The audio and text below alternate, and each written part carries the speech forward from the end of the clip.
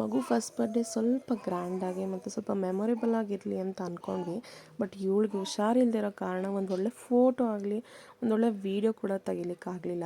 Cake smash ಮಾಡ್ಸೋಣ ಅಂತ cake ತಂದು ಅವಳು ಹೆಂಗೆ ಅಂದರೆ ಕೈಗೆ ಏನಾದರೂ ಅಂಟ್ಕೊಂಡಾಗ ಅದನ್ನು ತೊಳೆಯೋ ತನಕ ಅವಳು ಸುಮ್ಮನಿರೋದಿಲ್ಲ.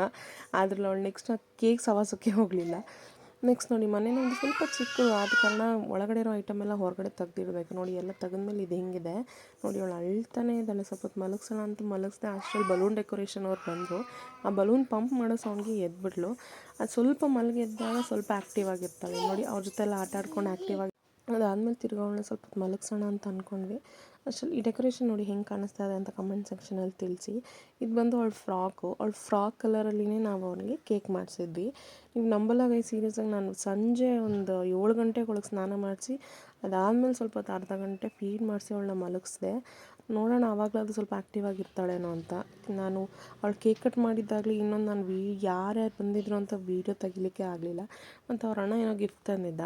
ಒಂದು ತೆಗಿಯೋಷ್ಟರಲ್ಲಿನೇ ನಮ್ಗೆ ಸುಸ್ತಾಗೋಯ್ತು. ಸೊ ಕೊನೆಗೆ ಅದರಿಂದ ಹೊರಗಡೆ ಬಂದಿದ್ದು ಒಂದು ಸಣ್ಣ ಬಾಲ್. ಇವಳು ನೋಡಿ ಎಲ್ಲರೂ ಹೋದ್ಮೇಲೆ ಎಷ್ಟು ಆ್ಯಕ್ಟಿವಾಗಿ ಎಲ್ಲರ ಜೊತೆ ಆಟ ಆಡ್ಕೊಂಡಿದ್ದಾಳೆ. ಬಟ್ ಎಲ್ಲರೂ ಬಂದಾಗ ಎಷ್ಟು ಸಿಡಿ ಮಾಡ್ತಿದ್ಳು ಅಂದರೆ ಯಾರ ಹತ್ರನೂ ಹೋಗಲಿಲ್ಲ, ಯಾರ ಜೊತೆನೂ ಒಂದು ಫೋಟೋನೂ ತೆಗೆಸ್ಕೊಳ್ಳಿಲ್ಲ ಅವಳು. ಆಲ್ಮೋಸ್ಟ್ 11:30 ಆಗಿದೆ. ಟಿ ವಿ ನೋಡ್ಕೊಂಡು ಕೂತಿದ್ದಾಳೆ. ನಾನು ಲಿಚಿನ ಎತ್ಕೊಂಡಿದ್ದೆ ಅಂತ ಅಂದ್ಬಿಟ್ಟು ನನ್ನೂ ಎತ್ಕೊಂತ ಕೂತಿದ್ದಾಳೆ ಇವಳು. ಅವನ್ನ ಟಾಯ್ ಅಂದ್ಕೊಂಡಿದ್ದಾಳೆ ಏನೋ ಗೊತ್ತಿಲ್ಲ. ಏನಂದ್ರೆ ಅದನ್ನು ತೊಗೊಂಡು ಹೊಡೆದ್ಬಿಡ್ತಾಳೆ, ಗಿಂಟು ಬಿಡೋದು.